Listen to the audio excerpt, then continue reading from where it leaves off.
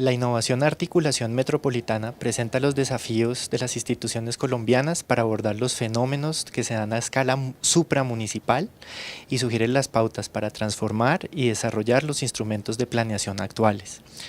Con este propósito, aborda temas como las relaciones funcionales entre municipios, las interdependencias con el nivel departamental y las políticas nacionales con incidencia en el territorio, evidenciando elementos que van más allá de la escala del municipio o incluso de la escala de varios municipios y que deben tenerse en cuenta a la hora de formular los planes de ordenamiento. Los voy a dejar entonces con José Salazar Ferro, quien es consultor de la Universidad de Nueva York. Él ha formulado muchos POT y está de acuerdo con que esta innovación hace parte de un POT moderno. Hola, soy José Salazar, consultor de la Universidad de Nueva York para el programa POTS Modernos que desarrolla el Departamento Nacional de Planeación. Les voy a hablar de lo que hemos denominado los vínculos metropolitanos urbanos-rurales, que es una de las innovaciones que se vienen trabajando para la formulación de los POTS. Ese nombre de vínculos metropolitanos corresponde a la intención de dar respuesta a los elementos nuevos que han aparecido en el desarrollo urbano en Colombia. Es decir, que las ciudades han venido creciendo y se han venido desarrollando de una manera un poco diferente a como lo habían hecho antes, con elementos que los POTS no han podido hasta ahora o no han incorporado hasta ahora.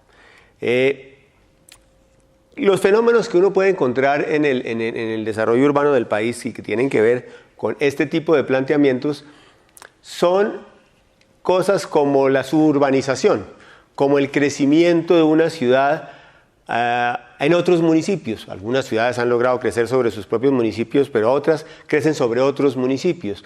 Esos crecimientos son crecimientos de diferente índole, pueden ser industriales, pueden ser de vivienda, pueden ser comerciales, pueden ser de servicios, por ejemplo colegios, por ejemplo clubes, campestres, etcétera. Toda una serie de procesos que han hecho que el POT, que solamente se hace para un municipio, no pueda dar respuesta a esos fenómenos porque están en otros municipios o tienen unas dimensiones tan grandes que se vuelven tremendamente complejos. Entonces esos fenómenos como por ejemplo la suburbanización o que puede llegar a volverse hasta conurbación entre varias ciudades, por ejemplo lo que sucede, no sé, entre Bogotá y Soacha o entre Barranquilla y Soledad o entre Medellín y los municipios que lo rodean, Envigado o Itagüí, o entre Cali y Jumbo, es decir, entre muchísimas ciudades del país en que se han venido desarrollando y se han venido conurbando, pues son fenómenos a los cuales no puede dar respuesta un plan que solamente se hace para un municipio y que se piensa solamente para ese municipio.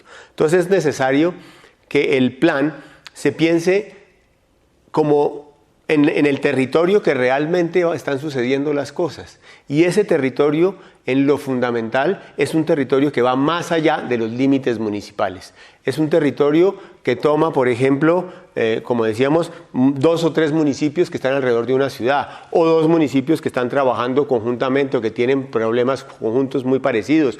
Por ejemplo, municipios como Duitama o Tunja o cualquiera de estos municipios de Duitama y Sogamoso, que tienen, digamos, problemas en común y que requieren soluciones precisamente a ese tipo de problemas.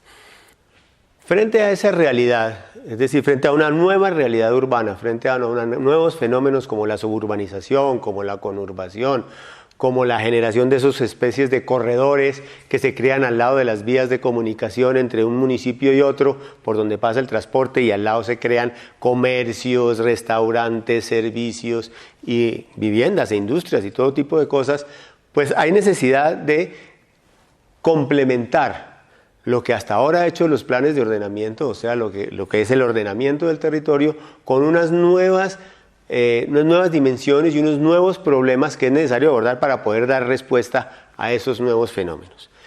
¿Qué es lo que ha pasado hasta ahora? Lo que ha pasado hasta ahora es que el POT, pues como se ha restringido al propio municipio, pues simplemente no ha abordado ese tipo de problemas. Y entonces ustedes ven casos de las grandes ciudades en que la gran mayoría de la urbanización se está dando en el municipio vecino y entonces pues el POT no puede decir absolutamente nada de eso. Lo que ha pasado también es que, como en otros países, digamos, otros niveles, como el nivel regional, el nivel departamental o el nivel nacional, deberían haber creado algún tipo de reglas o algún tipo de pautas para poder llevar a cabo ese ordenamiento, pero que en el caso colombiano no se han creado. La planeación a nivel nacional todavía está incompleta, se ha hecho solamente una planeación, digamos, muy sectorial, hay algo de planeación ambiental, pero como ustedes han oído permanentemente, los páramos, por ejemplo, no están totalmente delimitados, las zonas mineras siempre tienen conflictos de límites, etcétera. Y entonces la planeación ambiental pues no está completa, la planeación de las carreteras pues se hace y se ha hecho y ahora ha mejorado muchísimo, pero todavía entra en conflicto, bien sea con las zonas ambientales, bien sea con las zonas urbanas, bien sea con otro tipo de cosas, con otro tipo de territorios que tienen, digamos, zonas de protección o zonas ambientalmente frágiles, o simplemente zonas por las cuales no es conveniente que pase una carretera, por ejemplo, importante nacional. Entonces, mientras no existan ese tipo de planteamientos, mientras no existan esos planes, la planeación ambiental completa, la planeación regional completa y algo que parece ser fundamental, que no hemos abordado todavía en el país, que es la planeación de las áreas rurales, que todavía no se ha hecho completamente y que se ha hecho apenas a trazos, es decir, si hay algunas cosas que se han hecho, hay políticas para determinadas zonas agrícolas, hay políticas para determinado tipo de cultivos, pero no hay realmente un planeamiento, digamos, completo de lo que deben ser las zonas rurales. Entonces, lo que los POTS tienen que buscar en este momento es cómo acercarse a un ordenamiento del territorio que les exige ir más allá de los límites municipales, que requiere ir más allá de los temas, digamos, que siempre han tratado y que evidentemente, aunque no estén en la ley, son un pan de cada día de los diferentes municipios y ciudades del país. Entonces, en ese sentido, lo que nosotros hemos visto es que no solamente se trata de cambiar, no se trata de cambiar un POT por otro POT, no se trata de que ahora el POT va a ser distinto, no, se trata de crearle unas bases al POT, unas bases más serias, unas bases más completas que le permita dar solución, por ejemplo, a este nuevo tipo de fenómenos urbanos, a las relaciones entre las diferentes ciudades, a las relaciones entre un municipio y otro, a las relaciones entre una ciudad que crece y un municipio al lado que se ha vuelto un municipio industrial, como por ejemplo Yumbo, como por ejemplo Tocancipá, o un municipio que se ha vuelto un municipio de vivienda, como puede ser Chía o como puede ser Jamundí en Cali. Es decir, muchísimas situaciones que están sucediendo y en las cuales es necesario que se trabaje conjuntamente entre más de una unidad territorial, entre más de un municipio, para poder abordar ese tipo de problemas. En ese sentido, lo que realmente parece determinante o parece como un tema absolutamente sustancial a esto es un tema institucional. O sea, los problemas de alguna manera los hemos identificado, pues seguramente habrá que trabajarlos con mucho más detalle en cada una de las ciudades. Los problemas tenemos más o menos el estudio para el sistema de ciudades, indicó una serie de fenómenos en todo el país, pero en todos hemos llegado al acuerdo que el tema institucional es un tema fundamental, porque lo que se trata es precisamente de que los municipios no tomen todas sus decisiones de cómo ordenar el territorio, que es, digamos, la facultad que les da la ley, pero cómo ordenar el territorio sin pensar que ese municipio es vecino con el otro municipio y que, por ejemplo, un municipio y otro municipio pues pueden compartir, por ejemplo, las fuentes de agua o pueden compartir los sitios donde se manejan los residuos sólidos o pueden compartir y deben compartir un sistema de transporte intermunicipal que les permita conectarse de una manera más adecuada entre sí y con los grandes centros de producción o con los grandes centros de exportación de productos. Entonces, todos esos fenómenos es necesario mirarlos previamente y es necesario entonces que la institucionalidad de cada municipio pues sea mucho más flexible y tenga la posibilidad de entrar en contacto con otras instancias, bien sea otros municipios, bien sea el departamento, bien sea directamente la nación y los diferentes programas que tiene la nación. Es ahí, en ese punto, donde se vuelve, digamos, fundamental que previamente o que paralelamente al desarrollo del POT se haga un desarrollo de los diferentes espacios de concertación entre los diferentes municipios, entre las instancias para llegar a un acuerdo completo. Para hacer todas incorporar esas nuevas dimensiones en el POT, para poder abordar ese nuevo tipo de problemas, pues tenemos algunos avances que nosotros le queremos proponer a ustedes como bases o como elementos que sean interesantes y que sean unos elementos concretos para poder avanzar en los POTS.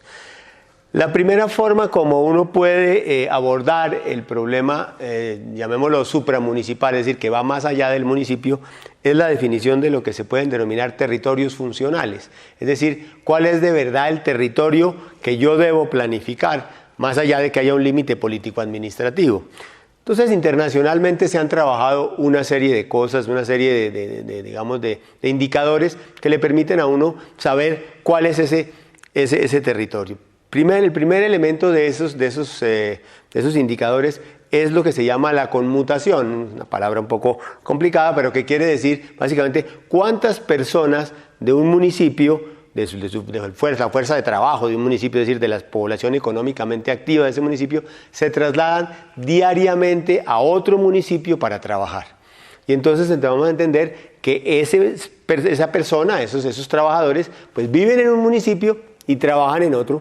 Por lo tanto, hay que mirar las dos cosas para saber cómo planeo yo el transporte entre la vivienda y los sitios de empleo y cómo hago para que esos sitios de empleo tengan las condiciones y las características adecuadas para poder, digamos, funcionar bien. Lo mismo que las zonas de vivienda tengan todas las características y los equipamientos necesarios para que las familias tengan una vida adecuada. Los parques, los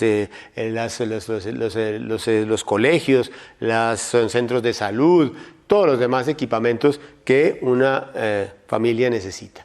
Entonces, ese primer elemento es un territorio funcional que se define desde ese punto de vista. También hay otros dos indicadores que se pueden sumar para que se defina con mayor precisión ese territorio funcional. Ese territorio funcional en las grandes ciudades colombianas ya fue, digamos, estudiado por el estudio del Sistema de Ciudades de Planeación Nacional del año 2012-2013, y que, digamos, está publicado y es asequible por cualquier persona. Pero además de eso, pues se pueden agregar otros dos indicadores, decía yo. El primero es la densidad rural. La densidad en las zonas que rodean las grandes ciudades o las ciudades. ¿Por qué? Porque en las zonas que rodean las grandes ciudades en las zonas rurales que rodean las grandes ciudades, suceden una cantidad de fenómenos que hacen que ya no sean zonas rurales tradicionales.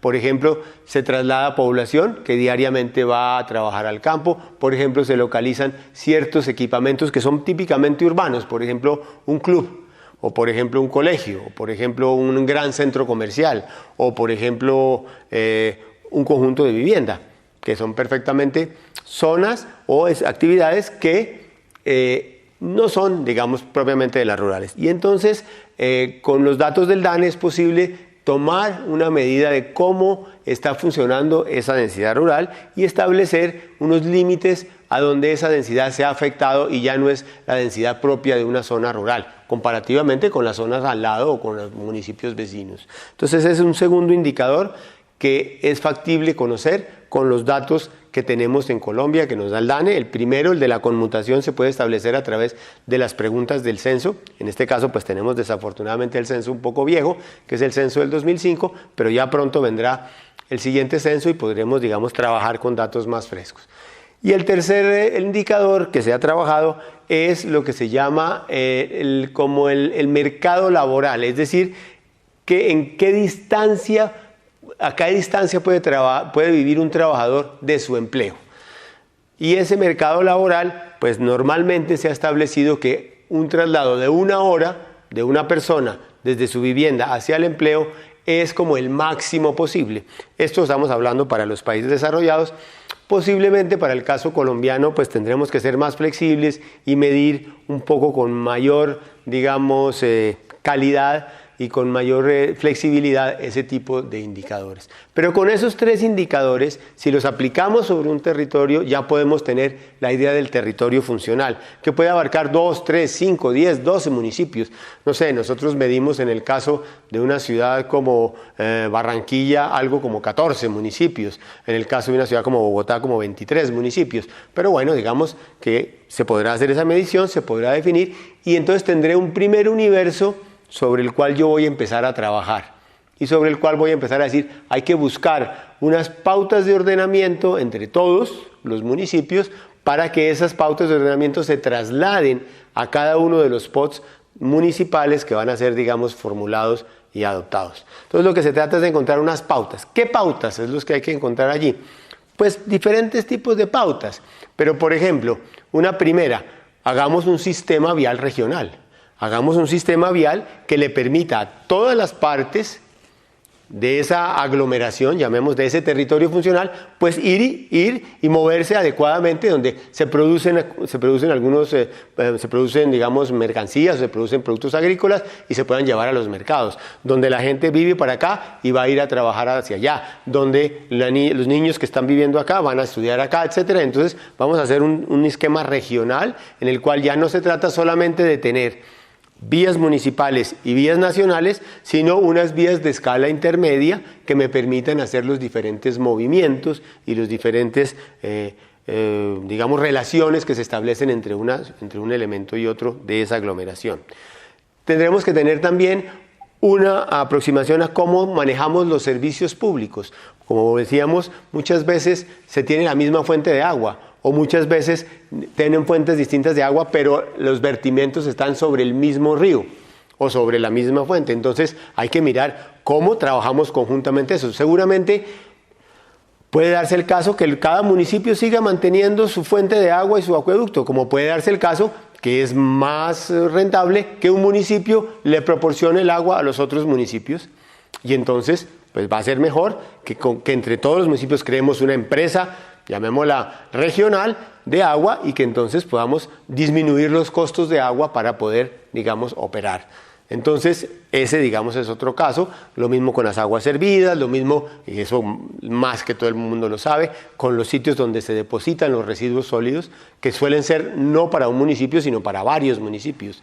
O sea, los que llaman los botaderos, pues, los botaderos o los sitios donde los rellenos sanitarios, que son, digamos, la nueva forma como aparecen, pues que seguramente son para varios municipios. Entonces, todo ese tipo de elementos son importantes. También son importantes elementos como los equipamientos. Ustedes saben que, por ejemplo, una gran ciudad tiene una serie de equipamientos que utilizan sus habitantes y los habitantes de las zonas vecinas, porque un hospital de alto nivel no puede tenerlo todos los municipios. Entonces, muchas personas de un municipio tienen que ir a la ciudad mayor a buscar un servicio de salud, un servicio administrativo, porque seguramente temas de gobierno nacional o temas de gobierno departamental o algunas gestiones de esas que se hacen de trámites no pueden hacer en el municipio, sino hay que hacerlas en el municipio grande, etcétera. Entonces, todos esos equipamientos hay que pensarlos en los sitios y de los tamaños necesarios para que no solamente van a darle servicio a su población, sino a una población que es mayor. Y entonces esa población que es mayor seguramente va a poder contribuir a que ese servicio funcione mejor, de alguna manera va a participar en la construcción, en el funcionamiento o en los diferentes elementos que tienen esos equipamientos. Entonces, esos son, digamos, los elementos claves para que uno pueda empezar a trabajar esas ciudades. Dentro de ese conjunto de elementos uno podría distinguir dos categorías diferentes. Una primera categoría son los elementos que es necesario planificar en el POT de una manera precisa. Las vías tienen que estar perfectamente delimitadas, trazadas, de dónde a dónde van, qué ancho tienen. Las infraestructuras de servicios públicos, los grandes elementos, equipamientos de servicios públicos, o si bien sean, por ejemplo, represas o cualquier cosa de este tipo, pues es necesario definirlas con precisión y tenerlas como elementos que afectan el territorio y que es necesario tener allí. Hay otros elementos que pueden variar un poco más, por ejemplo, la localización de la vivienda. Uno puede decir que la vivienda puede localizarse en estas áreas o en estas otras y que para tal puede estar muy bien. Puede digamos, pues no necesariamente tiene que ser este sitio exactamente, sino que pueden ser unos sitios alternativos. Lo mismo pasa con el comercio y de alguna manera con algunos de los equipamientos. Entonces el plan regional o la organización regional tendrá que definir cuáles elementos son fijos, infraestructuras, y redes, y cuáles elementos son un poco más variables y es posible, digamos que orientarlos a través de una serie de normas relativamente flexibles. Todo esto, como dije al comienzo, pues tiene que ver con algo que es fundamental, que es lo institucional. Es decir, cómo logramos que un municipio trabaje con otro municipio en un país en el cual la autonomía municipal se ha vuelto casi un dogma. Es decir, la autonomía municipal es una cosa fundamental dentro de la Constitución, es algo fundamental para todos los actores y todos quieren, digamos, ejercerla. Y en este caso lo que le estamos diciendo es, hay que ejercerla, pero para el bien del propio municipio tiene que mirar y tiene que trabajar asociadamente con otros. Entonces, tenemos que trabajar ese elemento institucional. De hecho, la ley y la Constitución, la ley orgánica, la nueva ley orgánica de ordenamiento territorial, trajo y adoptó una serie de mecanismos para trabajar asociadamente. Las regiones de planificación y gestión, las regiones de administración de planeación, las asociaciones de municipios que ya existían pero que ahora tienen nueva vida, y otra serie de instrumentos que en la ley están, que le permiten a un municipio trabajar conjuntamente con otro, o a un municipio o a un departamento con otro departamento, si fuera el caso. Entonces, son una cantidad de instrumentos que no se han utilizado adecuadamente porque aquí seguimos con la idea de que el trabajo individual es el importante y que el trabajo colectivo no es importante. Yo creo que lo que este trabajo ha dejado y que les va a mostrar, digamos, en el documento van a encontrar ustedes todos los diferentes instrumentos que se tienen para trabajar y todas las diferentes figuras administrativas que se han mirado, los diferentes ejemplos que se han mirado en diferentes partes del mundo. Lo que nosotros queremos invitarlos a trabajar es a que miren esas posibilidades, a que se den cuenta que trabajar conjuntamente no es perder autonomía, sino es ganar en desarrollo, y al ganar en desarrollo se gana a su vez en autonomía. Entonces, ese trabajo conjunto debe ser un trabajo fundamental.